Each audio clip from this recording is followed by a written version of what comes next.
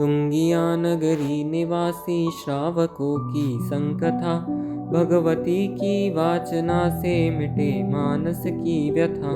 गहन जिज्ञासा भरे वर प्रश्न श्री गौतम करे, समाधान प्रधान श्री भगवान वचनामृत झरे। तुंगिका नगरी में एक बार भगवान पार्श्वनाथ की परंपरा के स्थविर आए। वहां के तत्वज्ञ श्रावक उनका प्रवचन सुनने गए। प्रवचन सुन उन्होंने स्थविरों के साथ धर्म चर्चा की। वह प्रसंग भगवती सूत्र में वर्णित है। उसके अध्ययन से मन को संतोष मिलता है। गणधर गौतम ने भगवान महावीर से उसी विषय की विशद जानकारी पाने के लिए गंभीर जिज्ञासा भरे कुछ प्रश्न पूछे। उन प्रश्नों को प्रमुख रूप से समाहित करने के लिए भगवान ने वचनामृत की वर्षा की। भगवान महावीर अपने शिष्यों के साथ मगध जनपद में विहार कर रहे थे। उन दिनों भगवान पार्श्व की परंपरा के कुछ स्थविर ग्रामानुग्राम विहार करते हुए तुंगिका नगरी आए। तुंगिका नगरी के श्रावक सामाजिक और धार्मिक दोनों दृष्टियों से संपन्न थे। उनके पास विपुल वैभव था। उनमें केवल अर्थ संग्रह की चेतना ही नहीं थी, वे विसर्जन करना भी जानते थे। वहां के नागरिकों में उनका वर्चस्व था। वे तत्वज्ञानी और आत्मनिर्भर थे। निर्ग्रंथ प्रवचन में उनकी अटूट आस्था थी। वे सबके लिए विश्वस्त थे। वे व्रतों की आराधना करते थे, तपस्या करते थे और साधुओं के भक्त थे। पार्श्वापत्य स्थविरों के आगमन का संवाद सुनकर तुंगिका नगरी के श्रावक उनके पास गए। स्थविरों ने उनको चातुर्याम धर्म का उपदेश दिया। श्रावकों के मन में कुछ जिज्ञासाएं पैदा हुई। उन्होंने विनय पूर्वक पूछा, भंते, संयम का फल क्या है? तपस्या का फल क्या है? स्थविर बोले, आर्यो, संयम से अनाश्रव होता है, नए कर्मों का निरोध होता है और तपस्या से व्यवधान होता है। पूर्व संचित कर्मों की निर्जरा होती है। श्रावकों को अपनी जिज्ञासा का समाधान मिला, पर एक नई जिज्ञासा उभर गई। उन्होंने फिर प्रश्न किया, भंते, यदि संयम का फल अनाश्रव और तप का फल व्यवधान है, तो देव देवलोक में किस कारण से उत्पन्न होते हैं? स्थविरों ने उत्तर दिया, आर्यो, पूर्वकृत तप, पूर्वकृत संयम, कर्म की सत्ता और आसक्ति के कारण देव देवलोक में उत्पन्न होते हैं। उक्त प्रश्नोत्तर के आधार पर दो बातें फलित होती है। पहली, भगवान पार्श्वनाथ ने चातुर्याम धर्म का निरूपण किया। उसमें संयम और निर्जरा की प्रधानता थी। संयम और निर्जरा को मोक्ष का कारण माना गया है। ऐसी स्थिति में जीव स्वर्ग में कैसे उत्पन्न हो सकता है? इस प्रश्न का उत्तर 4 स्थविरों ने दिया। कालिक पुत्र नामक स्थविर ने कहा, आर्यो, पूर्वकृत तप से देव देवलोक में उत्पन्न होते हैं। मेहिल नामक स्थविर ने कहा, आर्यो, पूर्वकृत संयम से देव देवलोक में उत्पन्न होते हैं। आनंद रक्षित नामक स्थविर ने कहा, आर्यो, कर्म की सत्ता से देव देवलोक में उत्पन्न होते हैं। काश्यप नामक स्थविर ने कहा, आर्यो, आसक्ति के कारण देव देवलोक में उत्पन्न होते हैं। चारों के उत्तर अलग अलग थे, पर चारों उत्तर मिलकर ही प्रश्न को समाहित करते हैं। दूसरा, तुंगिका नगरी के श्रावकों द्वारा पार्श्वापत्य स्थविरों से की गई जिज्ञासा के समय संभवतः राजगृह नगर के कुछ श्रावक भी वहां उपस्थित थे। उन्होंने राजगृह में अन्य श्रावकों के सामने उक्त चर्चा को दोहराया।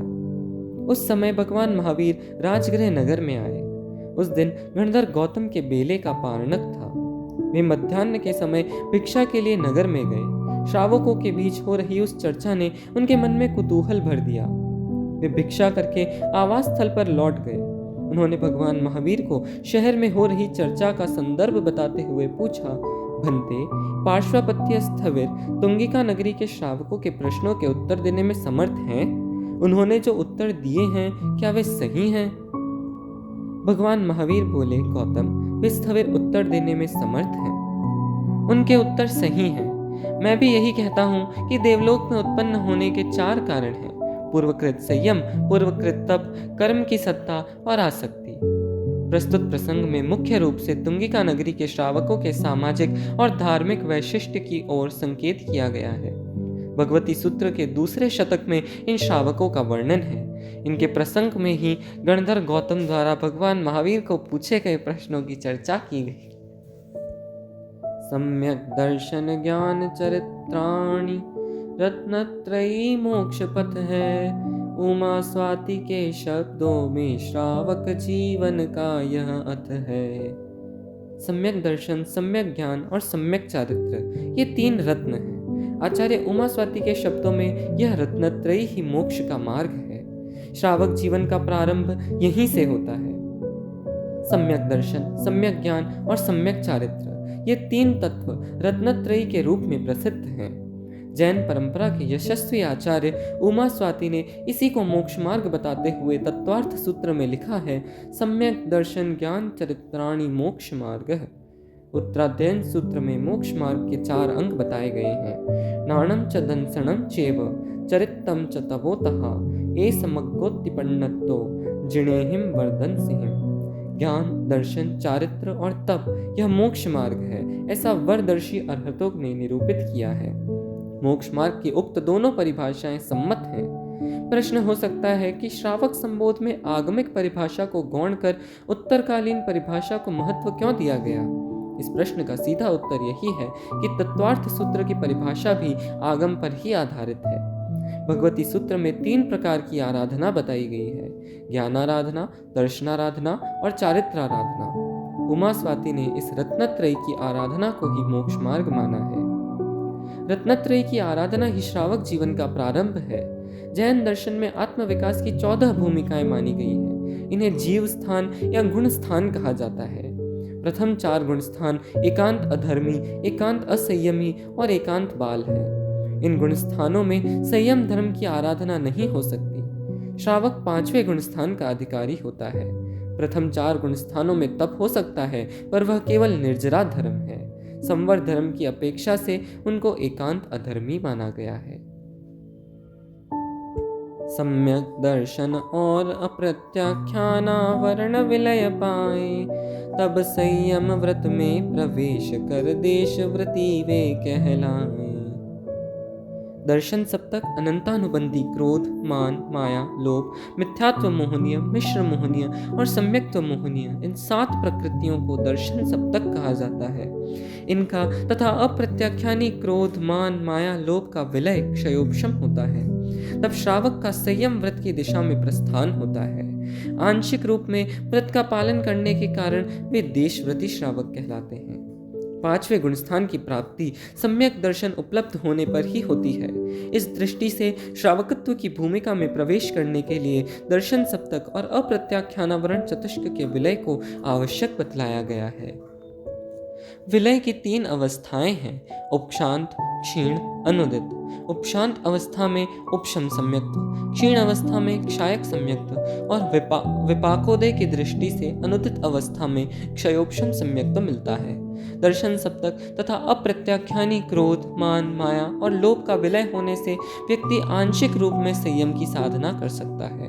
व्रतों की आंशिक आराधना होने के कारण श्रावक देशव्रती कहलाता है। जब तक अप्रत्याख्यानावरण का विलय नहीं होता, तब तक क्षायक सम्यक्त्व उपलब्ध होने पर भी वह व्रती श्रावक नहीं बन सकता।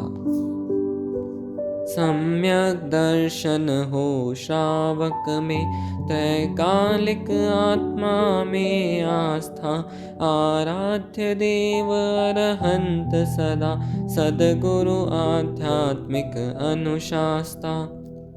अर्हत भाषित सद्धर्म अहिंसा, संयम तप का आराधन, हो लक्ष्य मोक्ष परमात्म पदम, पुरुषार्थ स्वयं का संसाधन। श्रावक की जीवन यात्रा का प्रारंभ सम्यक दर्शन से होता है। सम्यक दर्शन संपन्न व्यक्ति आत्मा की त्रैकालिक सत्ता में आस्था रखता है। उसकी आस्था के प्रमुख केंद्र 3 होते हैं, देव, गुरु और धर्म। श्रावक अरहत तीर्थंकर को अपना आराध्य देव मानते हैं। आध्यात्मिक अनुशासन करने वाले महाव्रती साधु उनके गुरु होते हैं। वे अरहतों द्वारा निरूपित तत्व को धर्म के रूप में स्वीकार करते हैं। अहिंसा, संयम और तप की आराधना उनके धर्म का स्वरूप है। श्रावक का लक्ष्य होता है मोक्ष। मोक्ष का अर्थ है परमात्म पद। उसका संसाधन व्यक्ति का अपना पुरुषार्थ है। श्रावक जीवन की न्यूनतम अर्हता है सम्यक दर्शन। प्रस्तुत पद्य में सम्यक दर्शन के व्यावहारिक स्वरूप को उजागर किया गया है। इसके अनुसार सम्यक दर्शन संपन्न व्यक्ति आत्मा की त्रैकालिक सत्ता में विश्वास करता है। आत्मा के वर्तमान अस्तित्व को नास्तिक भी स्वीकार करते हैं। बौद्ध धर्म में आत्मा को क्षणिक माना गया है। कुछ दार्शनिक आत्मा को व्यापक मानते हैं। जैन दर्शन के अनुसार आत्मा का अस्तित्व अतीत, वर्तमान और भविष्य तीनों कालों में रहता है। आत्मा के पर्यायों में परिवर्तन होता रहता है, पर वह द्रव्य की अपेक्षा से नित्य है। आत्मा शरीर परिमाण है, वह पूरे लोक में व्याप्त नहीं है। जैन श्रावक आत्मा के इस स्वरूप को स्वीकार कर उसके ऊर्ध्वारोहण के लिए साधना करते हैं। जैन श्रावक एक आदर्श, एक मार्गदर्शक और एक मार्ग का निर्धारण कर साधना के लिए प्रस्थान करते हैं। सामने कोई आदर्श न हो तो साधारण व्यक्ति विशेष पुरुषार्थ नहीं कर पाता। पुरुषार्थी व्यक्ति भी मार्गदर्शक के अभाव में भटक सकता है। पुरुषार्थ को सही दिशा में नियोजित करने के लिए मार्गदर्शक या नियोजक की अपेक्षा का अनुभव होता रहता है। नया मार्ग बनाना कठिन होता है, किंतु बना बनाया मार्ग और वह भी प्रशस्त रूप से उपलब्ध हो तो मंजिल तक सरलता से पहुंचा जा सकता है। जैन श्रावकों का सर्वोच्च लक्ष्य है मोक्ष। इसे परमात्म पद की प्राप्ति या आत्म स्वरूप की उपलब्धि भी कहा जाता है। मोक्ष प्राप्ति का साधन है व्यक्ति का अपना पुरुषार्थ। इस काम में गुरु सहयोगी बन सकते हैं, रास्ता दिखा सकते हैं, पर साधना तो स्वयं को करनी होगी। औरों पर निर्भर रहने वाले कभी मोक्ष प्राप्त नहीं कर सकते। चोर चोरी का माल लेकर भागा, राजपुरुषों ने पीछा किया। चोर भयभीत हो देवी के मंदिर में घुसा। उसने दीनता प्रकट करते हुए कहा, माँ भगवती मुझे बचाओ। देवी ने उसकी पुकार सुन ली। वह बोली, जाओ मुकाबला करो, मैं तुम्हारे साथ हूँ। चोर ने कहा, माँ सामने जाने की शक्ति नहीं है। देवी बोली, तुम मंदिर का दरवाजा बंद कर लो। चोर ने कहा, माँ मेरे हाथ कांप रहे हैं, मैं दरवाजा बंद नहीं कर सकता। देवी बोली, एक काम करो, तुम मेरी प्रतिमा के पीछे आकर खड़े हो जाओ, यहाँ कोई तुम्हारे हाथ भी नहीं लगा सकेगा। चोर ने कहा, माँ मेरे पांव चिपक गए, मैं चल नहीं सकता। देवी बोली, तुम जहाँ खड़े हो वहीं से चिल्लाओ, राजपुरुष भाग जाएंगे। चोर ने कहा, माँ चिल्लाना मेरे वश की बात नहीं है, मेरी जुबान चिपक गई है। चोर की निराशा भरी बात सुनकर देवी बोली, तुम कुछ भी नहीं कर सकते तो अपनी करनी का फल भोगो। ऐसे सत्वहीन व्यक्ति का सहयोग मैं नहीं कर सकती। राजपुरुष आए और चोर को पकड़कर ले गए। शम हो कषाय का सहज शमन, संवेग मुमुक्षा वृत्ति सबल। निर्वेद पढ़े भव से विराग, अनुकंपा करुणा भाव अमल। आस्तिक्य कर्म आत्माधिक में, जन्मांतर में विश्वास प्रबल। ये लक्षण सम्यक दर्शन के, जीवन यात्रा में है संबल।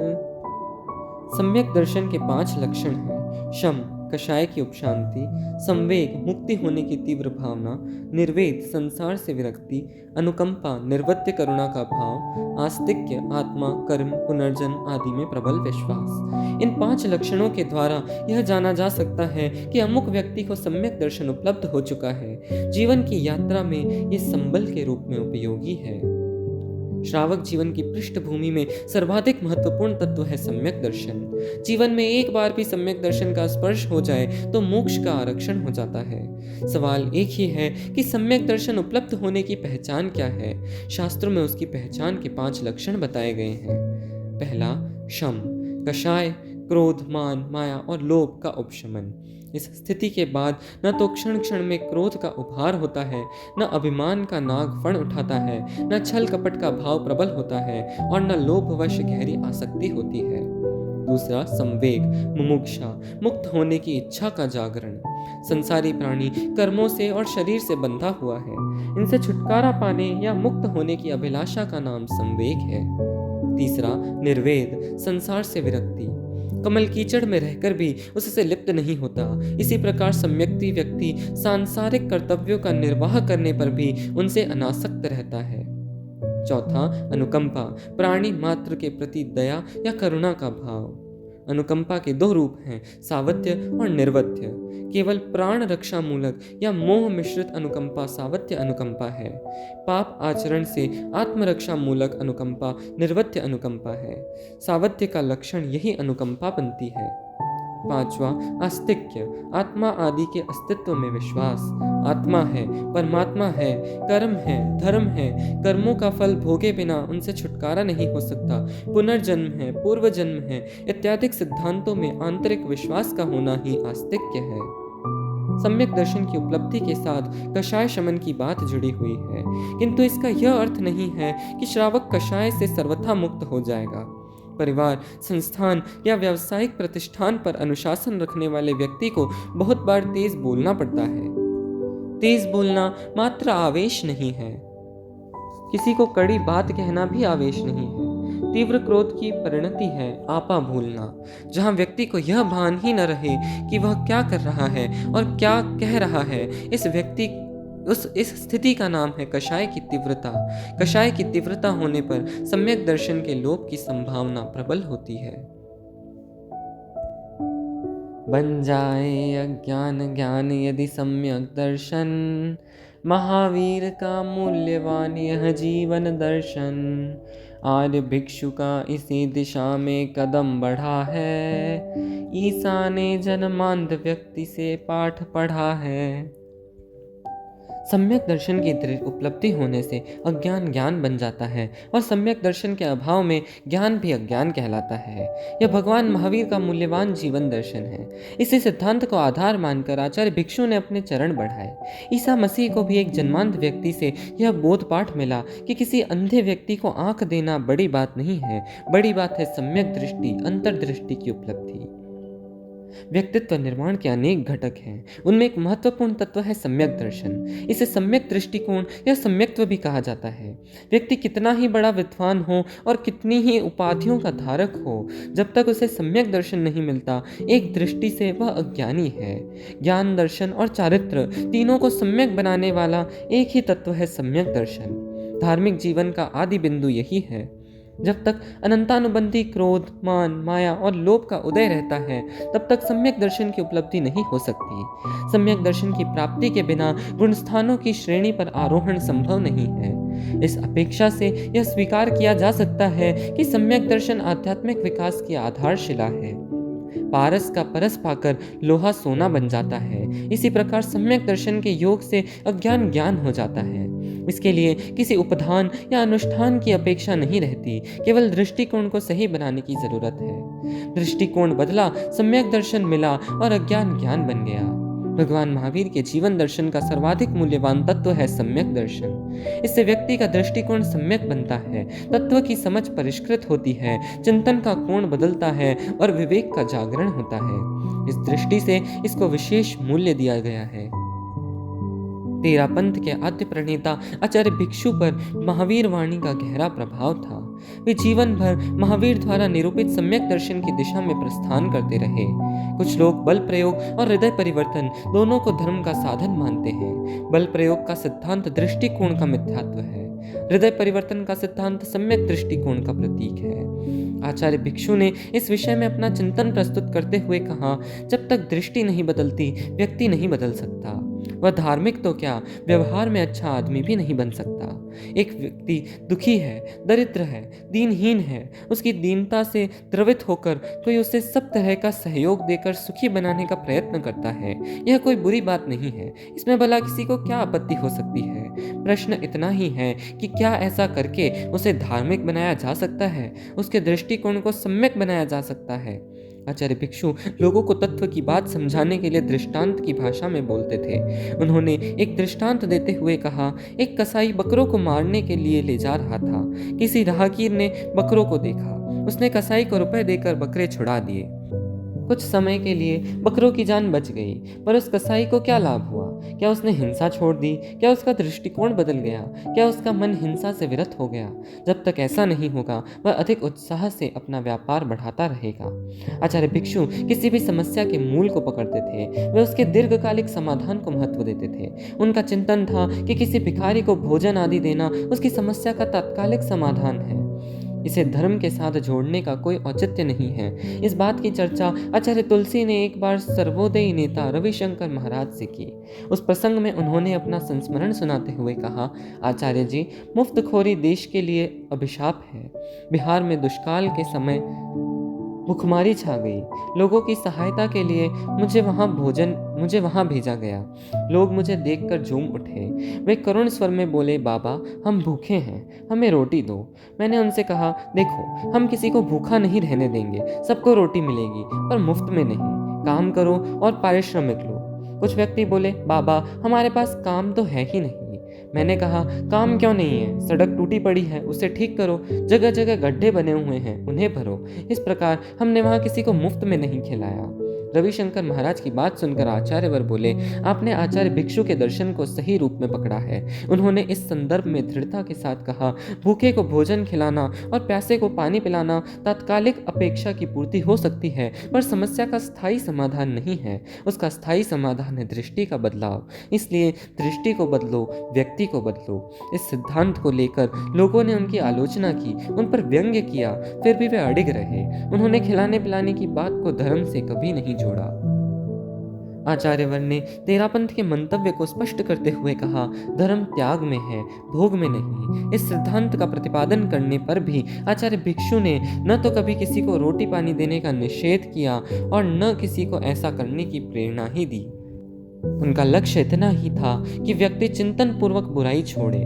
वह बल प्रयोग और प्रलोभन से नहीं, तत्व को समझकर धर्माचरण करे।